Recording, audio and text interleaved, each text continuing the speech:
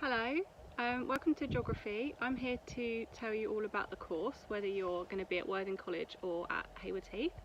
So first of all, you probably are thinking what topics are going to be involved in the course. So in year one, we start off with tectonics, and we also look at the topics of coasts and regeneration, and then globalisation and superpowers. So it's quite a nice mixture between physical and human geography in year one. The second year of the course, we move on and look at the carbon cycle and energy security, and also then the water cycle and water insecurity. And then the final topic is called health, human rights and intervention.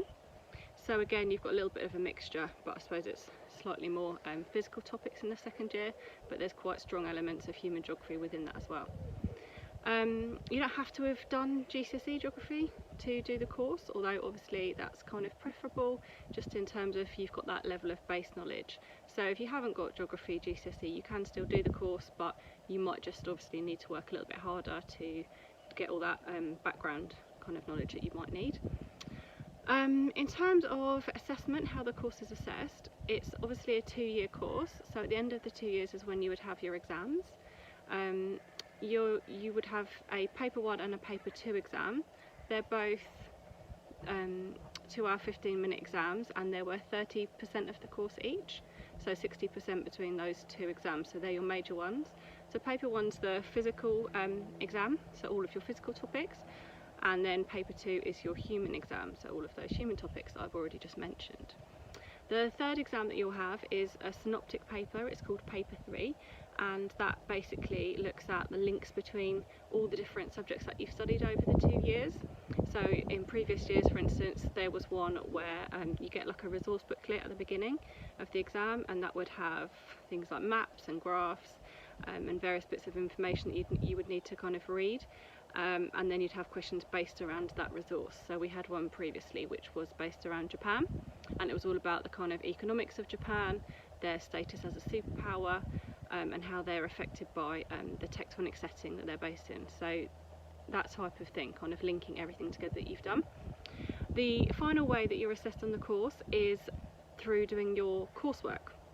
The coursework is an individual investigation, so each student would do their own piece of coursework based on something of their choice. We will do fieldwork in geography. It's compulsory that you do 4 days of fieldwork over the 2 years, so just bear in mind if you're doing the course, there is going to be a bit of a financial cost attached to that, of course. In previous years we've done things like gone to Devon or to South Wales for a 5-day residential, so it's likely there might be something similar to that, but just to bear in mind basically that there will be some fieldwork and you will be assessed by doing a piece of coursework.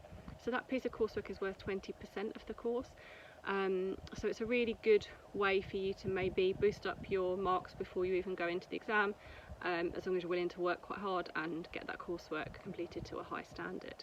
But we always tend to get really good marks in previous years.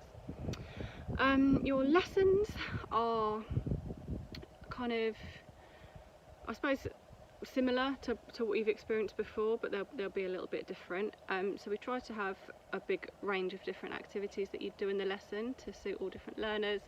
Sometimes there might be the odd video clip, but we do tend to keep any longer videos for your kind of homework tasks. There'll be group work, there'll be lots of different activities basically. In terms of progression, then there's lots of different opportunities for geographers.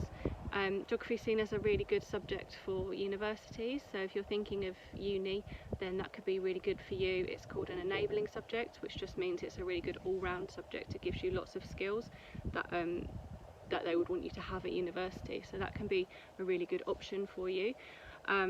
Also, obviously, a lot of geographers don't go to university and they might choose to go into the workplace or to do an apprenticeship or something like that. So there's loads of options if you do geography, and it goes really nicely with lots of other subjects as well. So there's overlap in some of the things that you'll learn and some of the skills that you'll develop.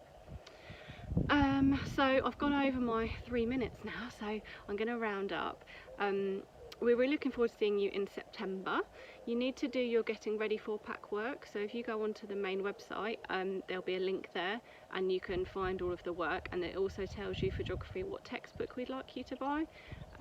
So have a little look at that and have a go at that over the summer, and then you'll need to hand that in to us in September when you start with us.